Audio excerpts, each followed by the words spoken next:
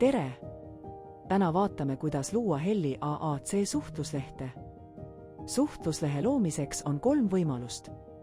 Esiteks, saad alustada täiesti tühja suhtluslehega. Teiseks, saad kasutada olemasolevaid näidislehti, mida me pidevalt täiendame. Kolmandaks, saad luua suhtluslehe tehisintellekti abiga. Selles õpetusvideos vaatame, kuidas tühjalt lehelt suhtluslehte koostada. Vajuta nuppu Loo, sisesta suhtluslehe nimi. Seejärel vali suhtluslehe sobilik pilt ning vali looleht.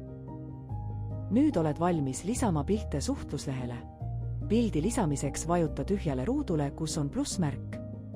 Pilti on võimalik otsida otsingusõna järgi või valides vastavast kategooriast. Kui kõik vajalikud sõnad on lisatud ning tekib soov ridu ümber tõsta ning ruudustikku muuta, siis valige muuda paigutust. Suhtluslehel on võimalik eemalda tühje ridu vajutades paremal pool asuvat miinusmärki. Veerge ja ridu on võimalik korraga ümber paigutada noolekeste abil üleval ja vasakul servas. Samuti saab ka üksikuid pilte ümber tõsta lohistades üksteise peale.